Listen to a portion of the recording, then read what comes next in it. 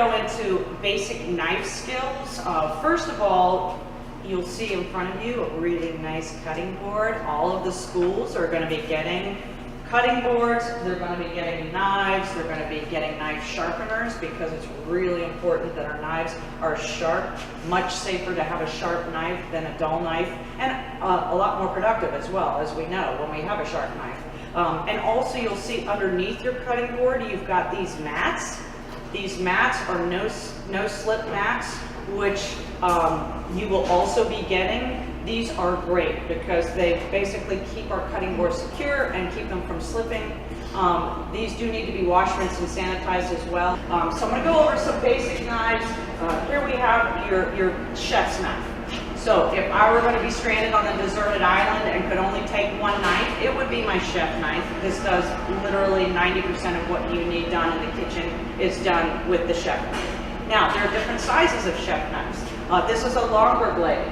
I personally like a shorter blade knife because I'm a little shorter, so it's a little easier for me to work with a shorter blade.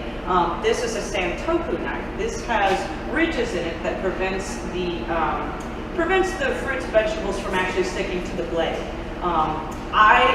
This is my preferred knife, and I think that it is important that we have a variety of knives because we have a variety of people working in our kitchens. Everyone has their preferred knife. I'm sure you guys see that in your kitchens, and hopefully you're going to be getting a few different types of knives. I've recommended that to them for this reason. This is a bread knife. This is a serrated blade. This is actually an offset bread knife. And this is really should only be used for bread. And the reason is because this blade is one that cannot easily be sharpened. So if you're using it for other things, you're dulling the blade, and then you can't really use it for bread. So, and then of course, my grandmother's knife of choice, the paring knife.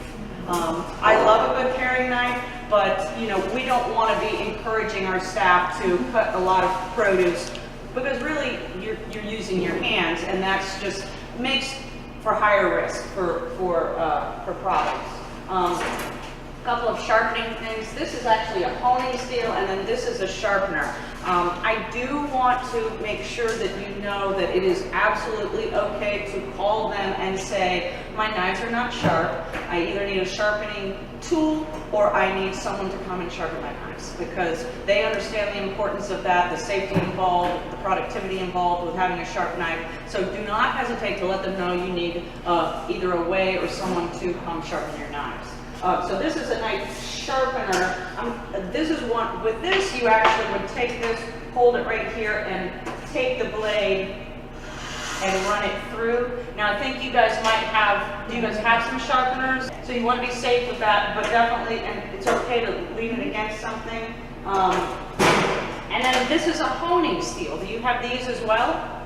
Okay, so what this is a magnetized steel rod that is used. So the sharpener actually files down the blade, but then as you use your knife, it will start to, not visible to the eye, but it will start to actually get little ridges in it. But the honing actually helps to straighten out those ridges. So it doesn't file down the knife, but it actually helps to straighten, which is why when you use this, it seems like the knife has gotten sharpened again.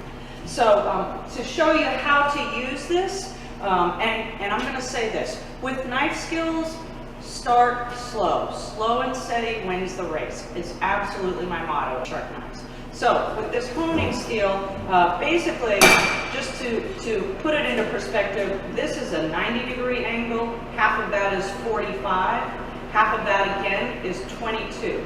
That's where you want to be, about a 22-degree angle. And you're going to put it from the heel to the tip. So it's 22 degrees, and again, I'm going slow. You'll see people that are out there doing it really quickly. That's okay, but start slow. You want to go from the heel to the tip, and so that's how you get your you get that blade honed. Anybody have any questions so far? Okay.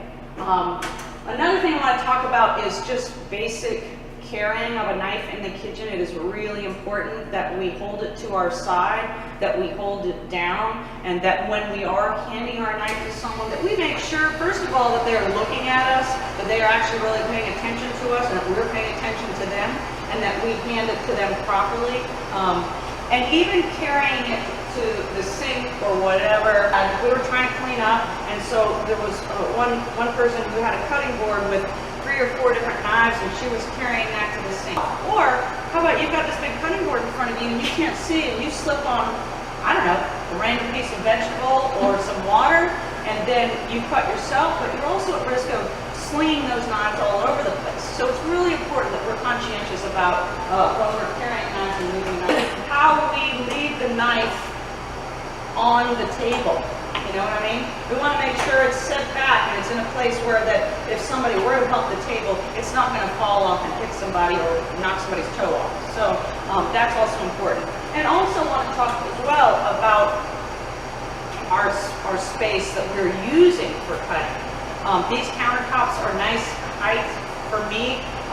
It's important that we, and sometimes I know, and this is a great kitchen, not all of our kitchens are this large and lovely, but making sure that you do have a space where you can properly cut. You want your cutting board so that you can just scrape your stuff right into it, because that's saving you steps. Instead of doing all this number and touching the food again, you can just scrape it all right into a bowl or a dish. It's saving you steps. And also, you'll see in front of you, this we're going to use today for putting our waste in, but I totally recommend doing this as well, because the only other option you have is cutting things over a trash can. For example, when we're cutting our melons later today, if we're scraping out the seeds over the trash can, like with that slippery cantaloupe or honeydew, and it falls in the trash can, well then it's a goner. If we're taking out the seeds on top of our little waste bin, if it slips and falls, it's okay, because it's just falling into what we just cut off. So, alrighty.